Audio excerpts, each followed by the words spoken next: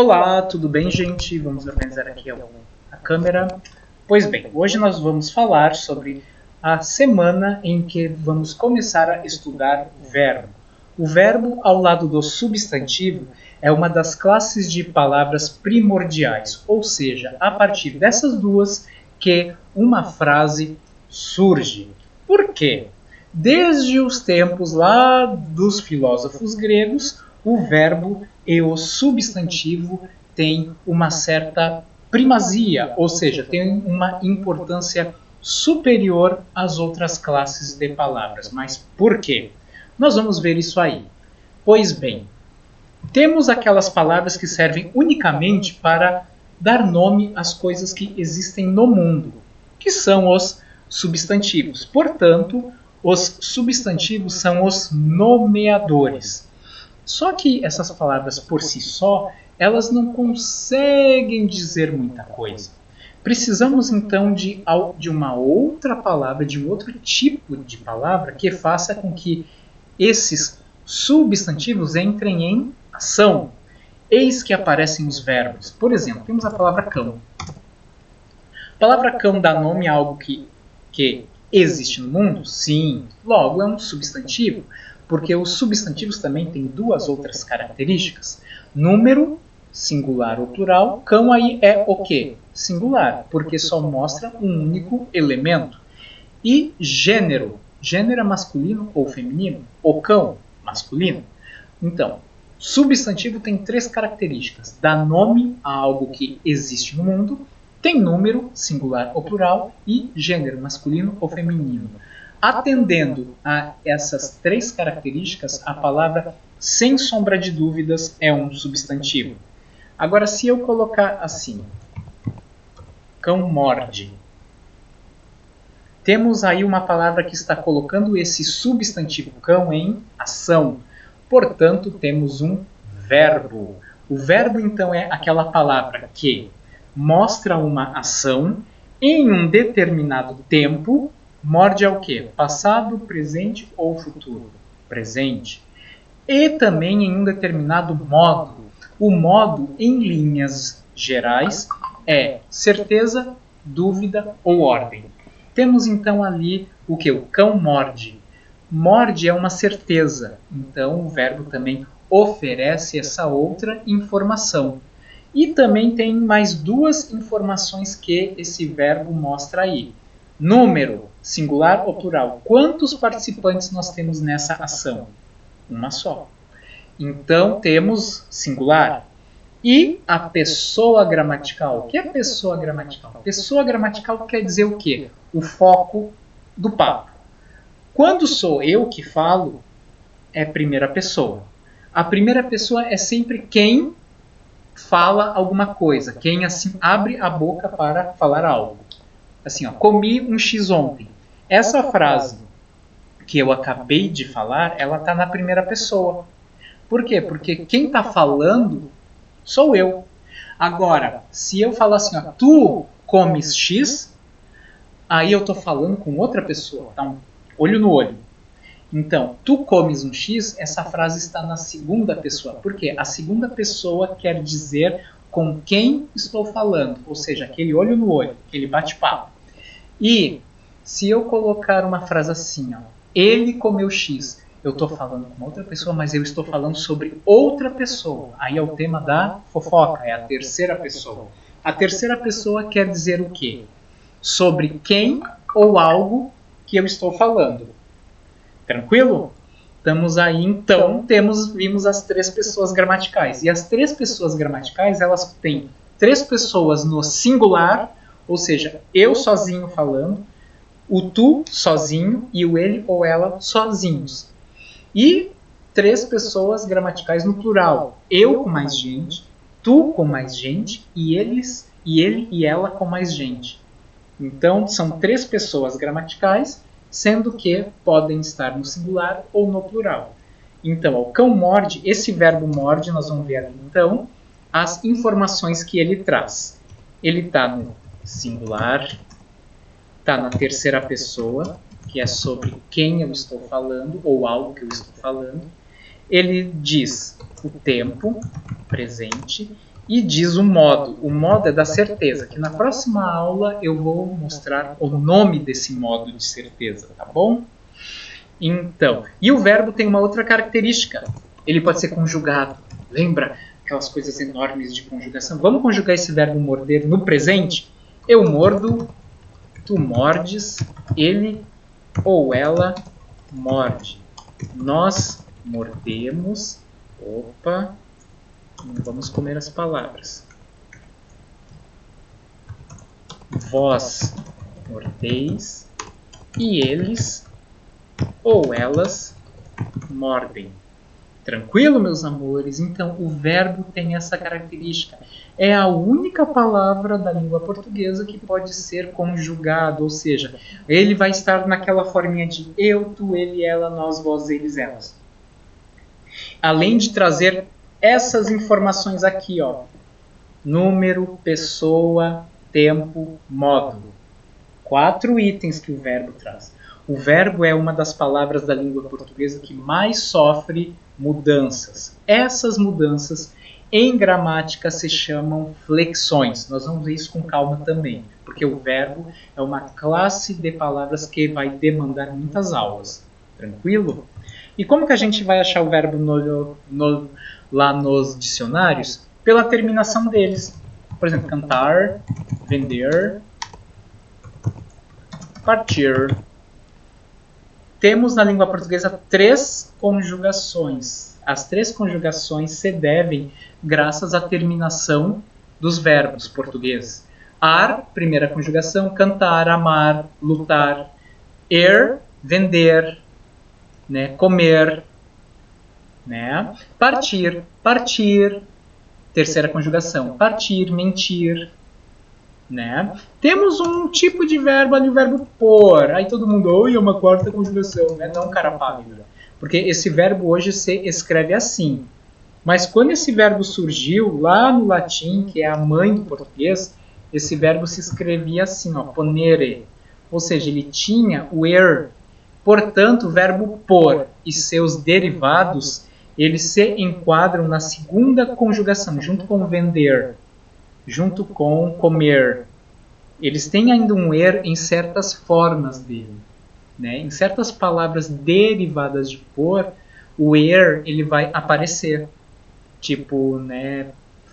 Ele põe, tu pões. Né? Tranquilo, amores? Então, essa forma do verbo, quando esse minuar, ir, ela é chamada de infinitivo.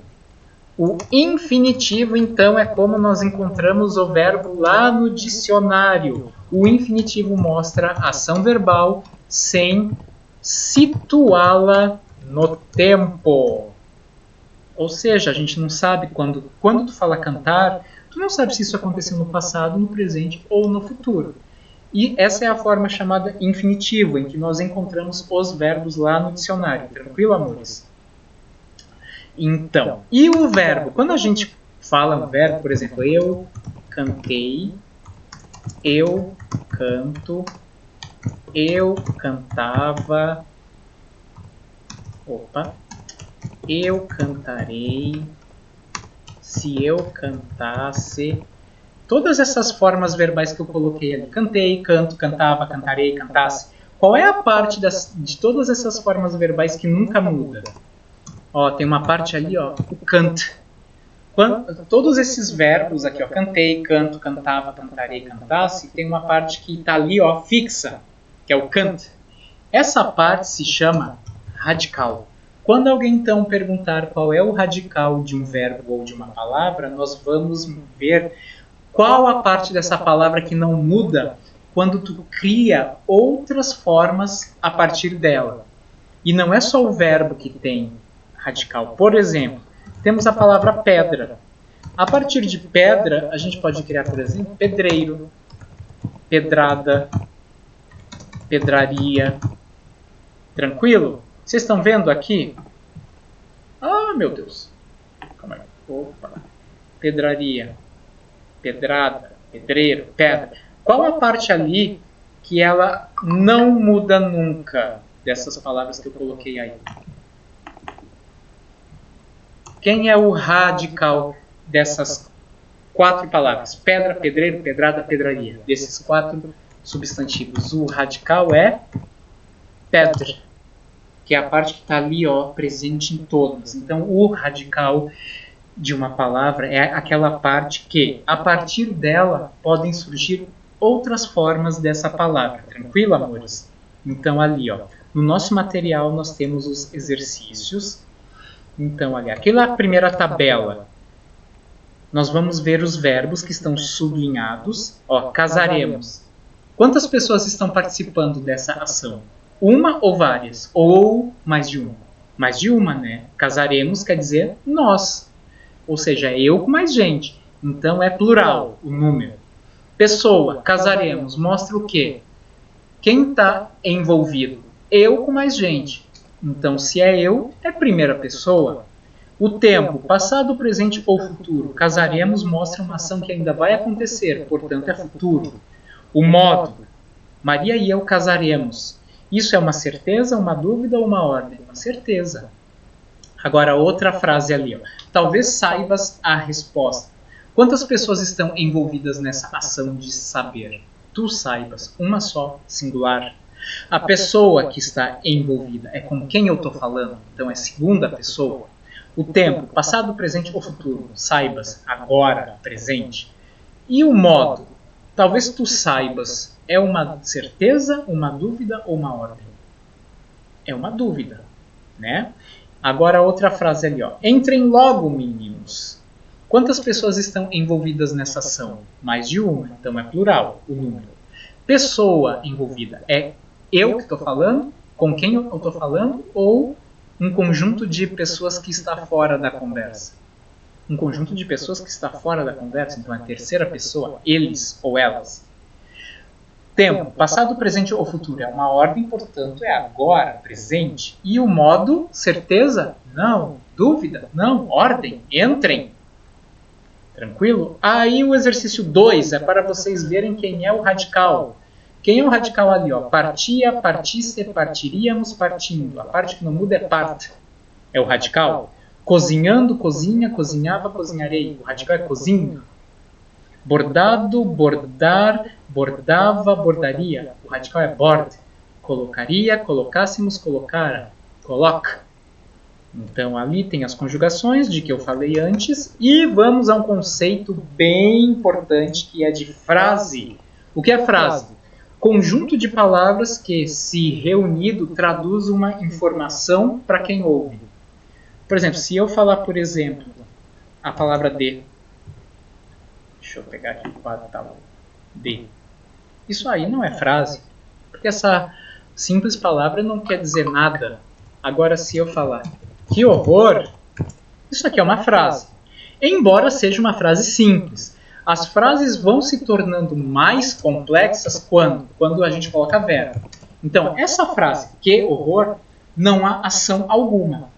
Então, a gente tem uma frase nominal. O que é uma frase nominal, então? Aquela frase que não possui verbo. Tranquilo? Agora, se eu escrever assim, a festa... Ai, meu Deus. Estava um horror. Temos uma frase mais complexa do que a frase anterior, né? Por quê? Porque ela está em torno de um verbo, estava. Então aqui nós temos uma frase verbal ou oração. Por quê? Porque uma frase verbal ou oração vai trazer aqueles elementos que o verbo tem. De tempo, estava é passado. De modo, certeza. De número, singular, porque nós estamos falando de uma coisa só, festa. E pessoa, estamos falando sobre algo, então é terceira pessoa. Uma frase verbal ou oração, como traz verbo, traz todas aquelas informações que um verbo carrega. Então é a partir de um verbo que as frases vão se tornando mais complexas, maiores. Vocês viram que uma frase nominal é sempre uma frasezinha pequena, uma frase simples. E uma frase verbal ela vai crescendo, né? Então o exercício terceiro ali é para vocês transformarem simples frases nominais em frases verbais ou orações. Que nem aqui, ó. Calma, frase nominal, simples. Agora, se eu colocar um verbo, ó, tenha muita calma, aí a gente tem uma frase verbal ou oração. Vocês estão vendo que vai ficando mais complexo. Aí eu coloquei aqui, ó, veja que a transformação aconteceu graças ao acréscimo de um verbo. Quando um verbo apareceu ali, vai se estruturando melhor. Ali, ó, cuidado. Frase nominal, sem verbo. Agora coloca um verbo. Tipo assim, ó, peço que tenham cuidado. Tenham muito cuidado, gente. Que dor horrível. Frase nominal. Agora com verbo. A dor estava horrível. A dor é horrível. A dor permanecia horrível. Temos uma frase verbal ou oração. Por quê? Porque tem a presença do verbo que traz aquelas informações de que eu falei. Número, pessoa, tempo e modo. Nossa, a gente pode colocar um verbo ali. Nosso espanto aconteceu por causa do acidente de carro. Nossa emoção aconteceu por causa de um acidente de carro. Que coisa horrível! Aquela coisa estava horrível. Desperdício de tudo isso.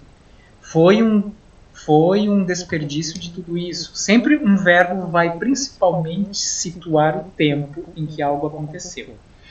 Aí, o último exercício é para classificar as frases abaixo em nominais sem verbo ou verbais com verbo. Que tragédia? Não tem verbo.